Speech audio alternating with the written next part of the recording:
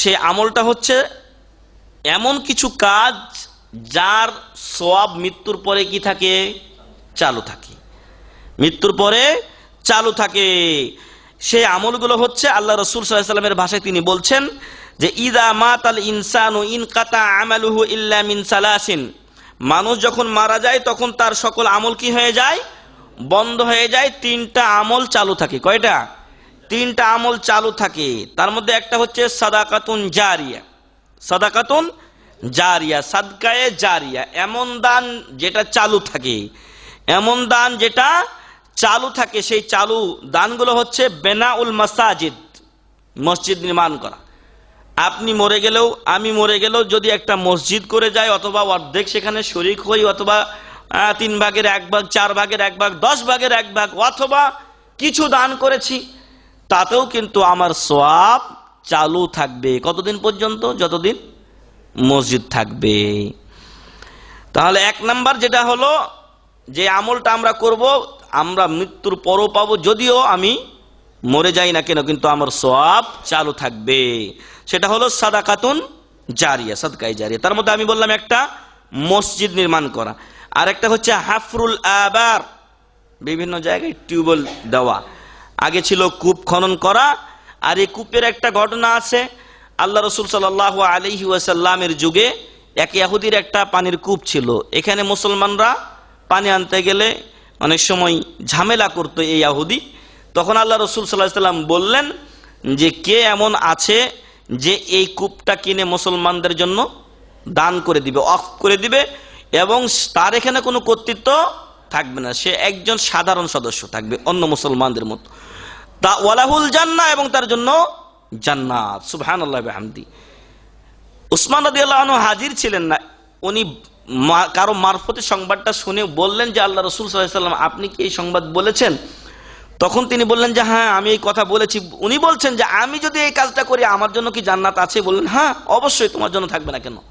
তখন তিনি সেই কূপটা কিনে মুসলমানদের জন্য ওয়াকফ করে দিয়েছিলেন। সুবহানাল্লাহ। এজন্য এখনো এই 21 শতাব্দীতে পৌঁছেও অনেক এলাকা আছে গরিব, অনেক এলাকার লোকজন 1 মাইল 2 মাইল দূর থেকে কি করে, পানি সরবরাহ করে। তাই আমাদের যাদের সামর্থ্য আছে আমরা যেন এই গরিব এলাকাগুলোতে টিউবওয়েলের ব্যবস্থা করে দেই। যাদের সামর্থ্য আছে আল্লাহ যেন এই কাজটা করার তৌফিক দান করেন, আল্লাহুম্মা আমিন। তারপরে তারবিয়াতুল ওয়ালাদ আলা সলাহ, যদিও এটা আসবে, কিন্তু এটাও একটা সাদকায়ে জারিয়ার অংশ। আপনার ছেলে সৎ, জেনারেল শিক্ষায় শিক্ষিত করেছেন, সৎ ছেলে দোয়া করলে আপনি পাবেন, কিন্তু আপনার ছেলেটাকে আপনি কোরআনের হাফেজ বানিয়েছেন, দ্বীনের আলেম বানিয়েছেন, এই ছেলের দ্বারা যত নেকি হবে আপনি একটা ভাগ পেতেই থাকবেন ইনশাআল্লাহ। এজন্য আপনার সন্তানকে আপনি দ্বীনি শিক্ষায় কি করুন, শিক্ষিত করুন। এগুলো সাদকায়ে জারিয়ার অন্তর্ভুক্ত হবে। 2 নাম্বার, আও ইলমুন ইউনতাফাউ বিহি, এমন এলেম যার মাধ্যমে মানুষ কি হয়, উপকৃত হতে থাকে। সেই এলেমটা আপনি নিজে শিক্ষা দিয়ে যেতে পারেন কাউকে, আপনি যা শিখেছেন অন্যকে শিক্ষা দিন। একটু আগেই দেখছিলাম যে আমাদের এখানে কোরআনুল কারীম, আসরের নামাজ, শুক্রবারের দিন আসরের নামাজের পরে কোরআন শিক্ষা দেওয়া হয়। কিছু ভাই এই খেদমত ফি সাবিলিল্লাহ আঞ্জাম দিয়ে যাচ্ছেন, আল্লাহ যেন তাদের ক্ষেত্রে এটাকে সাদকায়ে জারিয়া হিসেবে কবুল করেন, আল্লাহুম্মা আমিন, এবং ইলমুন ইউনতাফাউ হিসেবে কবুল করেন, আল্লাহুম্মা আমিন। এই এলেম আপনি শিখাচ্ছেন একজনকে, ওই ভাই যত লোককে শিখাবে কিয়ামত পর্যন্ত আপনি তার সওয়াব পেতে থাকবেন, একটা ভাগ, তার সওয়াবে কোনো ঘাটতি হবে না। এজন্য আপনি নিজে কোরআন শিক্ষা করুন, দ্বীন শিক্ষা করুন, অপরকে শিখান, এটা একটা ধরন। আরেকটা হচ্ছে যে আপনি শিখাতে পারছেন না, আপনি 10টা সিডি কিনেও যদি বিতরণ করেন, এর মাধ্যমে মানুষ উপকৃত হলে সেটা আপনার আমলনামায় লিখিত হবে।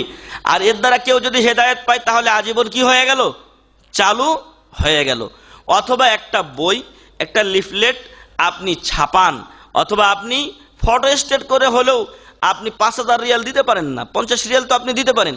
50 রিয়াল দিয়ে আপনার গ্রামের প্রতিটি বাড়িতে বাড়িতে যদি একটা করে লিফলেট আপনি পৌঁছিয়ে দেন, আর এর মাধ্যমে যদি অর্ধেক লোক আমল করে তো আপনি সওয়াবের ভাগী হলেন। তাদের মাধ্যমে কত লোককে আল্লাহ তাআলা এই আমল করার তৌফিক দিবেন বা সুযোগ করে দিবেন।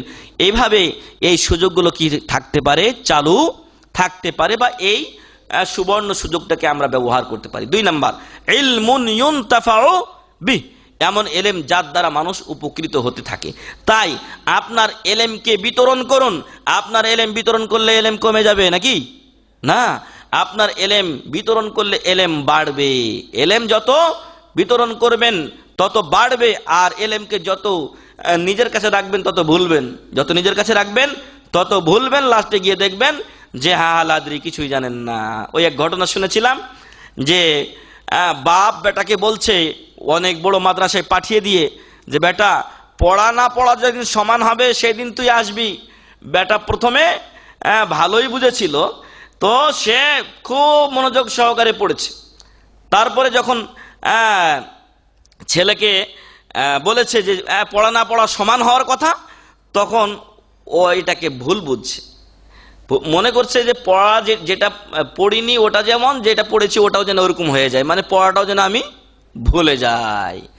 এরপর দেখা গেল যে ওটাও সে ভুলে গেছে। তো এলেম যদি আপনি চর্চা না করেন তাহলে এলেম ভুলবেন, আর যেটুকু আপনার ছিল সেটুকু আর থাকবে না।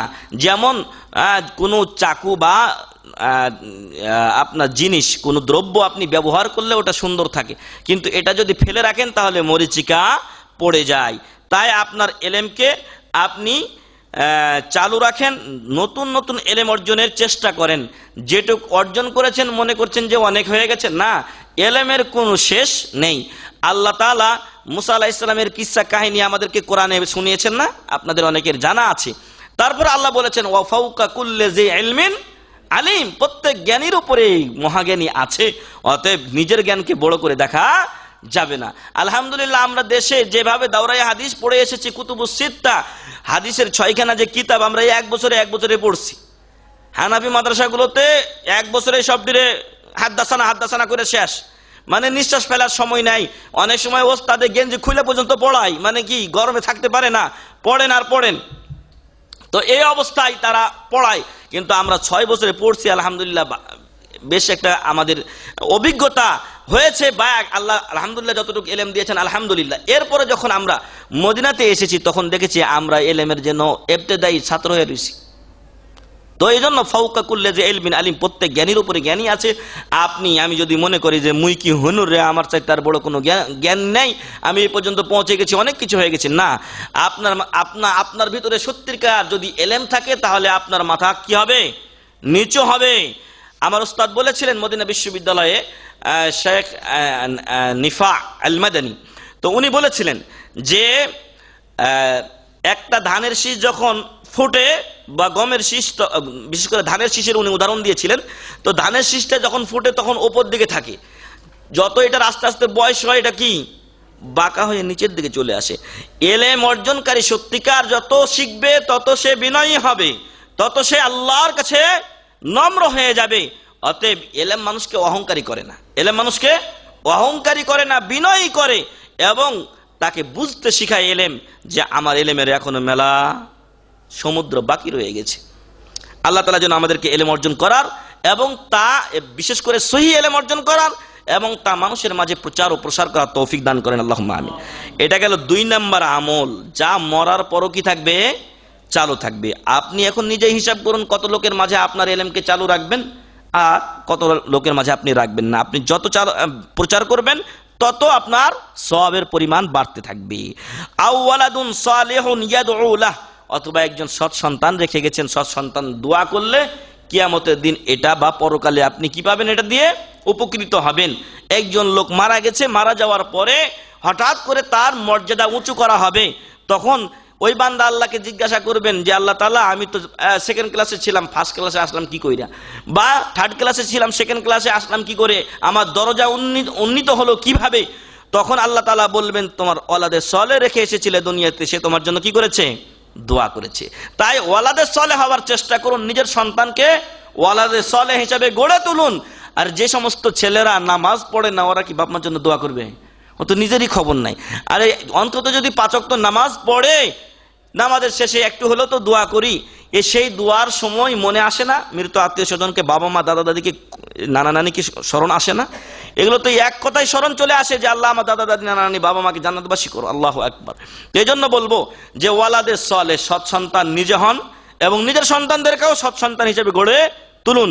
আল্লাহ তৌফিক দান করুন, আল্লাহুম্মা আমিন। রাওয়াহু মুসলিম, মুসলিম শরীফের হাদিস। তাহলে কাজ কয়টা? তিনটা কাজ। তিনটা কাজ। কাজগুলোর এক নাম্বার হচ্ছে সাদকায়ে জারিয়া, দুই নাম্বার এমন ইলম শিখুন এবং শিক্ষা দিন মানুষকে যার মাধ্যমে মানুষ কি হয়, উপকৃত হয়। তিন নাম্বার হচ্ছে সৎ সন্তান রেখে যান, তাহলে মরে যাব আমরা কিন্তু আমাদের ফল চালু থাকবে, আমাদের সওয়াব চালু থাকবে। আল্লাহ যেন আমাদেরকে এই আমলগুলো করার তৌফিক দান করেন, আল্লাহুম্মা আমিন। তারপরে